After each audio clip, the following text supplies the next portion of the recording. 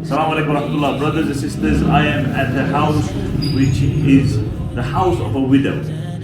She has 6 children.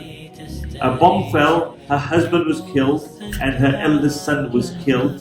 Now she has the 5 children. This is the youngest. This is her daughter. She got Down syndrome.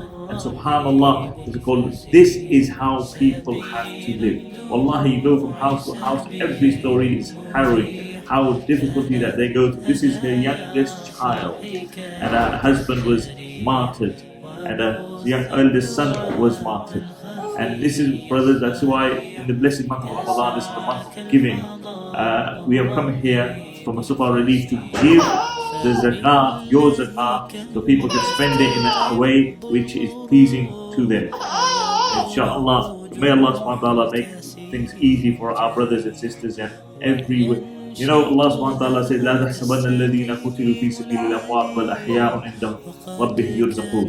You know, those who have passed away, those who are martyred, they are in the path of Allah subhanahu wa ta'ala. In the path of Allah subhanahu wa ta'ala. Allah subhanahu wa ta'ala gives them rizq. In the dunya, inshallah, we give them rizq, inshallah, through your kindness. Jazakallah khairan.